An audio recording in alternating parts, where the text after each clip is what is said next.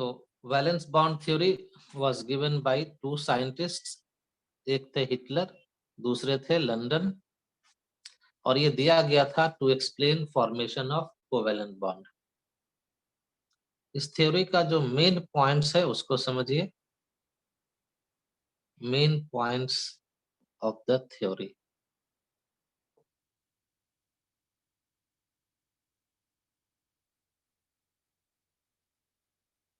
A covalent bond is formed by overlap of atomic orbitals, और ये atomic orbitals sp-df होता है। A covalent bond is formed by overlap of atomic orbitals. Second, orbitals of valence shell, मतलब ये जो atomic orbitals overlap करेगा ये किसका, कौन से ऑर्बिट का होगा, तो ये बताया गया। ऑर्बिटल्स ऑफ वैलेंस शेल, और वो भी कौन सा, तो having unpaired electron. Valence shell का ऑर्बिटल्स जिसके पास अनपेयर्ड इलेक्ट्रॉन होता है वही ओवरलैप में पार्टिसिपेट करता है, और बॉन्ड का फॉर्मेशन होता है ओवरलैप ऑफ ऑर्बिटल से। और ये ओवरलैप जितना अधिक होता है, greater the extent of overlap, bond जो बनता है वो उतना ही स्ट्रॉन्गर बॉन्ड बनता है। अब इस तीनों पॉइंट का एक्सप्लेनेशन समझिए। ओवरलैप ऑफ ऑर्बिटल्स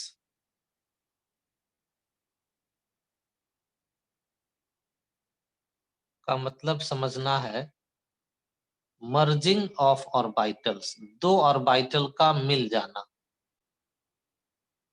एक दूसरे के साथ, मर्जिंग ऑफ ऑर्बिटल्स। जैसे मान लीजिए ये एक एस ऑर्बिटल है, आपको याद होगा ना कि एस ऑर्बिटल स्फेरिकल होता है, और ये एक दूसरा एस ऑर्बिटल है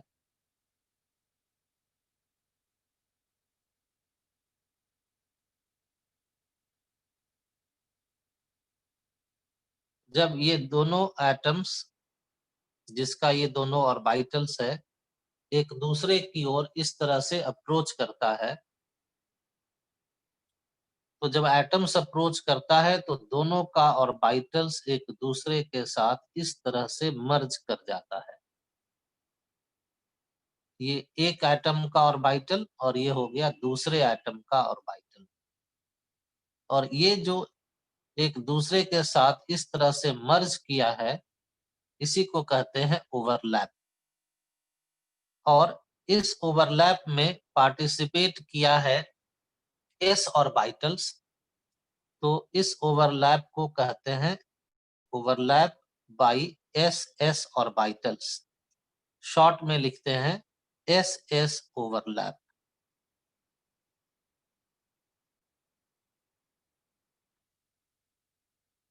मतलब ऐसा कोई दो एटम है जिसके पास वैलेंस शेल में एस ऑर्बिटल्स है, जब दोनों एटम्स एक दूसरे को अप्रोच करता है एक दूसरे से कंबाइन करने के लिए, तो दोनों का ऑर्बिटल्स एक दूसरे के साथ मर्ज हो जाता है, इस तरह से ओवरलैप कर जाता है, एक एक के ऊपर दूसरा आ जाता है। जैसे ऐसे समझो, तो मान लो एक ऑर्बिटल इधर से और एक दूसरा ऑर्बिटल इधर से, एक एटम का ये ऑर्बिटल है लेफ्ट में और एक दूसरे एटम का ये ऑर्बिटल है राइट में। जब एक दूसरे की ओर अप्रोच करता है तो इस तरह से दोनों ऑर्बिटल्स, ये देखिए ये मर्ज हो गया, इसी को ऐसे कर दिए। तो ये जो मर्जिंग हुआ है इन दोनों ऑर्बिटल्स का, उसी को यहाँ पर इस तरह से दिखाया गया है।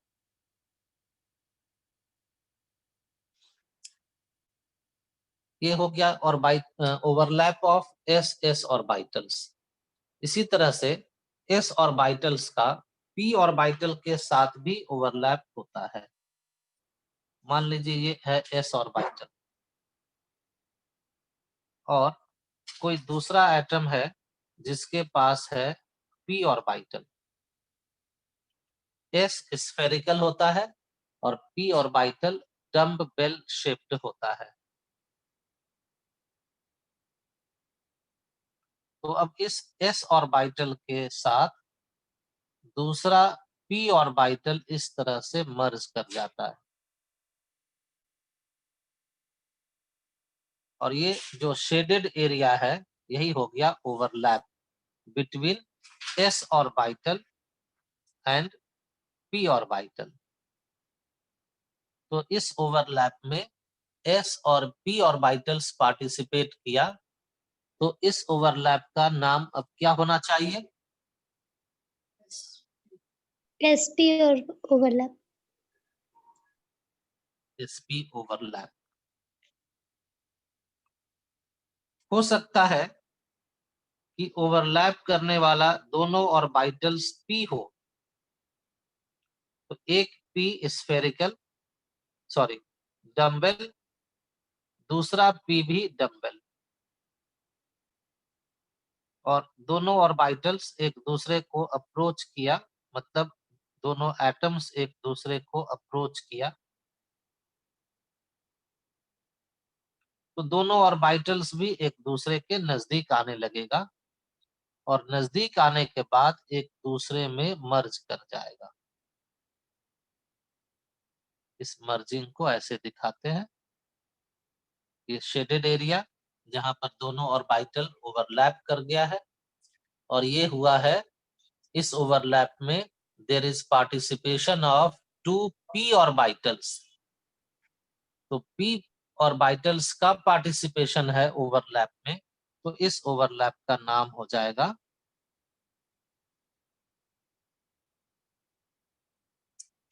p overlap. जानते हैं कि किसी भी एटम के पास 1s 2s 2p 3s 3p बहुत सारा ऑर्बिटल्स है, उसमें से कौन सा ऑर्बिटल पार्टिसिपेट करेगा ओवरलैप में, मतलब कौन सा ऑर्बिटल पार्टिसिपेट करेगा बॉन्ड फॉर्मेशन में। तो ये इस थ्योरी में बताया गया कि जो वैलेंस शेल यानी कि आउटर मोस्ट ऑर्बिट का ऑर्बिटल होगा और जिसके पास अनपेयर्ड इलेक्ट्रॉन होगा, वही ओवरलैप में पार्टिसिपेट करता है। और जब ओवरलैप करता है तो वो ओवरलैप इस तरह का हो सकता है, S S S P P P overlap. और इसी ओवरलैप से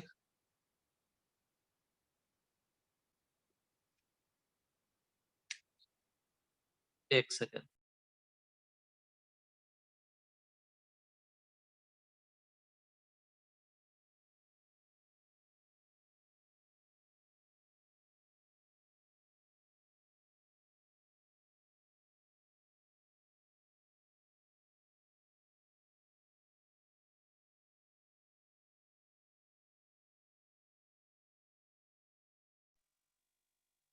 इसी ओवरलैप से बॉन्ड का फॉर्मेशन होता है।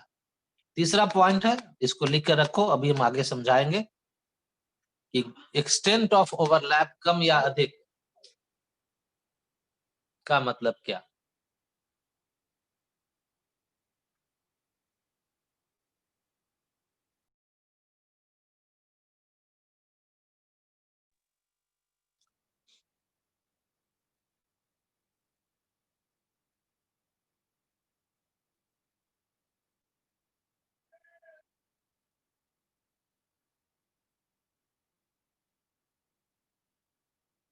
अभी जो जितनी बात सुने हैं इसको अब कोशिश कीजिए समझने का। कुछ एग्जाम्पल दे रहे हैं। जैसे हम लोग ये जानते हैं कि H2 मॉलिक्यूल होता है,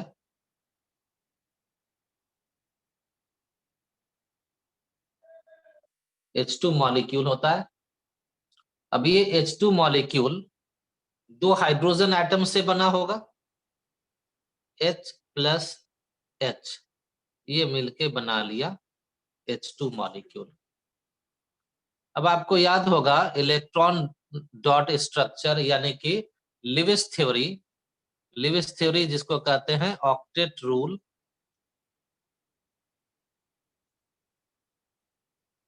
ये ऑक्टेट रूल बताता है कि हाइड्रोजन का एक इलेक्ट्रॉन दूसरे हाइड्रोजन के एक इलेक्ट्रॉन से शेयर कर लिया और इसी शेयरिंग से बन गया bond between two hydrogen atoms. ये पहले से समझा हुआ है, जिसको कहते हैं ऑक्टेट रूल। तो जैसे ऑक्टेट रूल कहता है कि शेयरिंग ऑफ इलेक्ट्रॉन से बॉन्ड बनता है, वैसे वीबीटी क्या कहता है कि ऑर्बिटल ओवरलैप से बॉन्ड बनता है।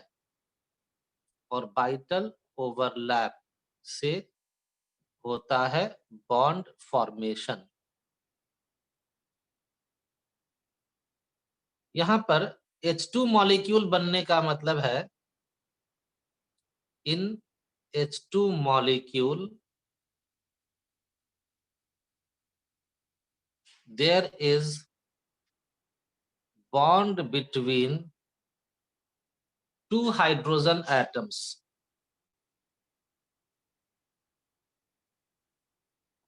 जब दो हाइड्रोजन एटम्स के बीच में बॉन्ड बनेगा तब ना H2 मॉलिक्यूल भी बनेगा। जब दो हाइड्रोजन एटम्स के बीच में बॉन्ड बनेगा तभी H2 मॉलिक्यूल बनेगा। और वीबीटी कहता है कि ये जो मॉलिक्यूल बनना है यानी कि बॉन्ड बनना है, इसके लिए ऑर्बिटल का ओवरलैप होना चाहिए। किसके ऑर्बिटल का ओवरलैप? तो जिसके बीच में बॉन्ड बना है। किसके बीच में यहाँ पर हम लोग बॉन्ड बना रहे हैं? तो हाइड्रोजन और हाइड्रोजन के बीच में।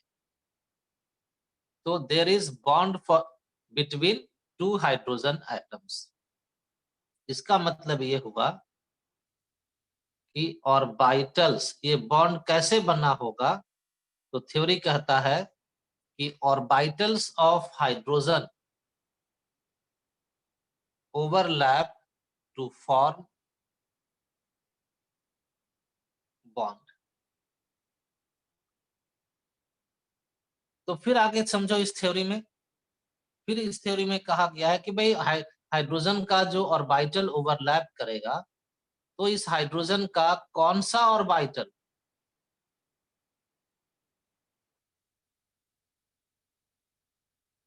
विच ऑर्बिटल ऑफ हाइड्रोजन ओवरलैप करेगा? तो इसके लिए थ्योरी में कहा गया है कि ऑर्बिटल्स ऑफ वैलेंस इलेक्ट्रॉन। तो orbital of, sorry valence electron नहीं, valence shell. Orbital of valence shell of hydrogen overlap. तो अब बताओ भाई कि हाइड्रोजन के वैलेंस शेल में कौन सा ऑर्बिटल है जिसके पास इलेक्ट्रॉन है? तो इसके लिए आपको हाइड्रोजन का इलेक्ट्रॉनिक कॉन्फ़िगरेशन आना चाहिए। तो कॉन्फ़िगरेशन है 1s1, जिसको हम लोग याद कीजिए ऐसे भी लिखना सीखे हैं कि s ऑर्बिटल में एक इलेक्ट्रॉन, और ये इलेक्ट्रॉन ही है अनपेयर्ड इलेक्ट्रॉन। तो बताओ अब पता चला क्या कि हाइड्रोजन का कौन सा ऑर्बिटल ओवरलैप करेगा? यस बोलिए कौन सा, ये बताइए। Sir, S orbital. S orbital, क्योंकि ध्यान से सुनो, थ्योरी में ये कहा गया है कि वैलेंस शेल का ऑर्बिटल जिसके पास अनपेयर्ड इलेक्ट्रॉन हो। तो हाइड्रोजन के वैलेंस शेल का ऑर्बिटल है 1s और इसी के पास है unpaired electron. Therefore 1s orbital of each hydrogen participate in overlap, और क्या करेगा? And form bond.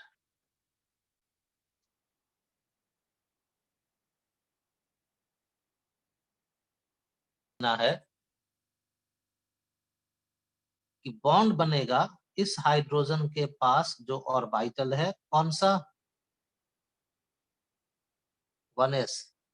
और दूसरा हाइड्रोजन भी तो वैसा ही है, तो उसके पास भी ऑर्बिटल है 1s। दोनों के पास एक और एक इलेक्ट्रॉन है, जो यहाँ पर दिखाया गया है ना इस तरह से, उसी इलेक्ट्रॉन को यहाँ पर ऐसे दिखा दिया गया। जब ये दोनों हाइड्रोजन एक दूसरे की ओर अप्रोच कर रहा है, इस तरह से एक दूसरे को अप्रोच कर रहा है,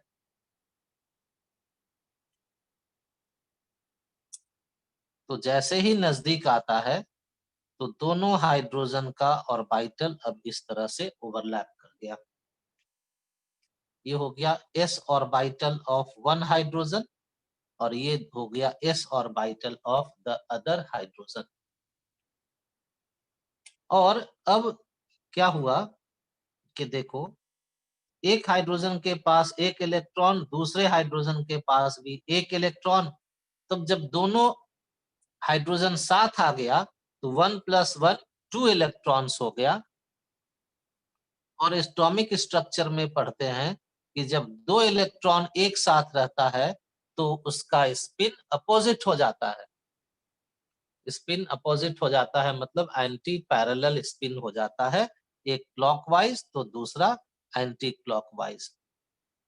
इसको कहते हैं पॉलीज एक्सक्लूजन प्रिंसिपल, जो हम लोग इलेक्ट्रॉनिक कॉन्फ़िगरेशन में पढ़े हैं कि जब भी दो इलेक्ट्रॉन होना है एक साथ तो दोनों का स्पिन मस्ट बी अपोजिट। और ये हो गया overlap between s and s orbital of one hydrogen and the other hydrogen. और इसी से इस दोनों के बीच में बन गया एक कोवेलेंट बॉन्ड।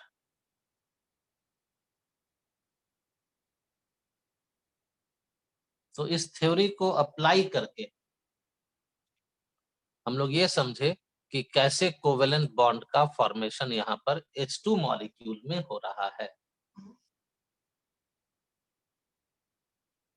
अब इसके बाद चलो इतना काम समझ लो पहले, फिर लिख लीजिए, फिर आगे समझ। मॉलिक्यूल में जो बॉन्ड बना है,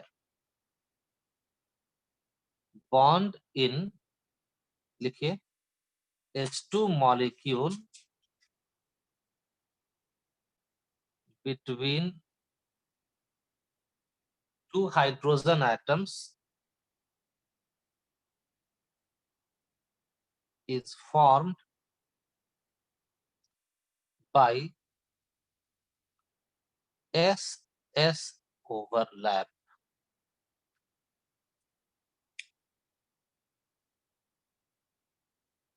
तो फिर वैसे ही समझिए, HCl मॉलिक्यूल के बनने का मतलब है इसमें एक हाइड्रोजन है और एक क्लोरीन है, तो हाइड्रोजन और क्लोरीन कंबाइन किया तो बना लिया HCl। कंबाइन किया, बॉन्ड बना। बॉन्ड कैसे बना? तो हाइड्रोजन का ऑर्बिटल का overlap, that is orbital of hydrogen and chlorine overlap with each other।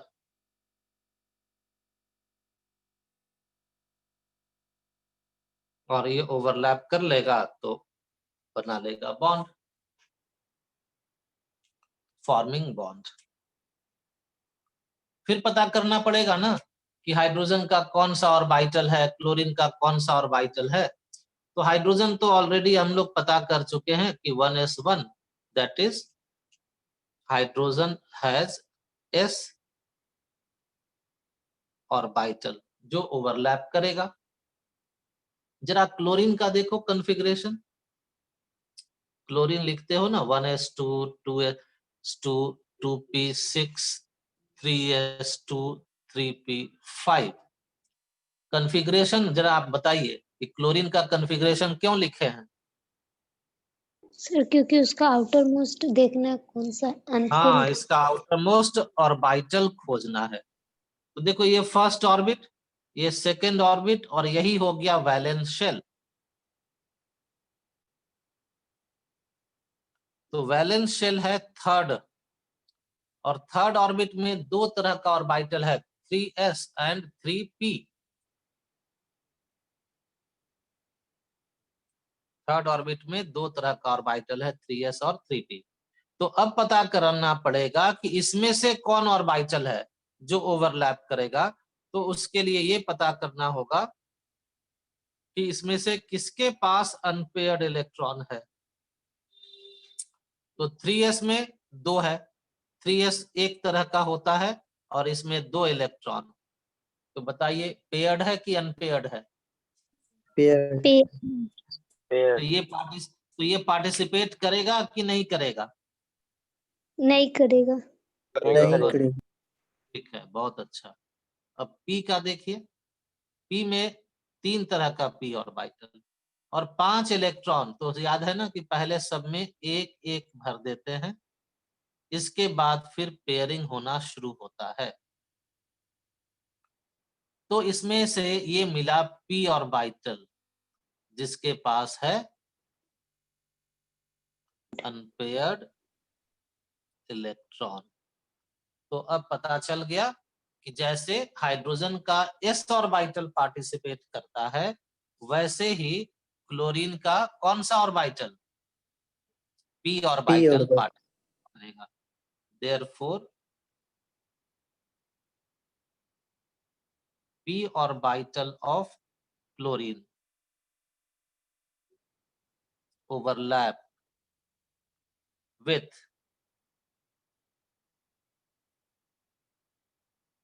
s orbital of hydrogen।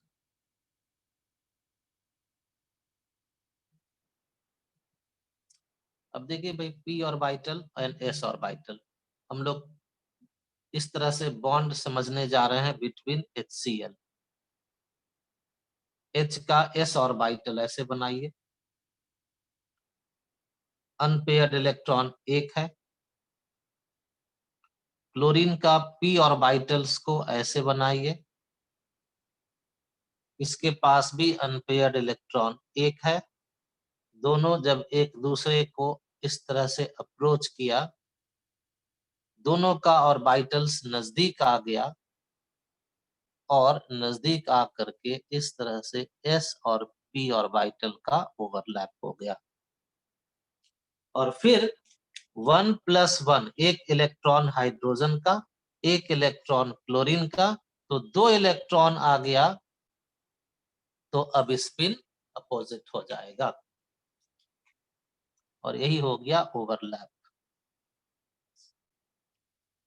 और इस ओवरलैप को कहेंगे sp overlap between hydrogen and chlorine.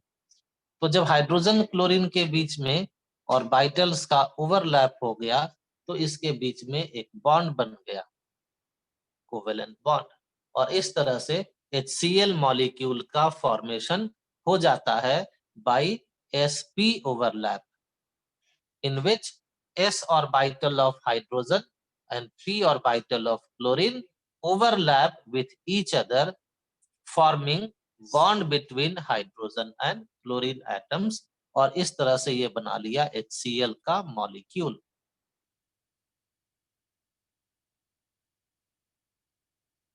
यहाँ मॉलिक्यूल लिखा हुआ है, ये बना लिया मॉलिक्यूल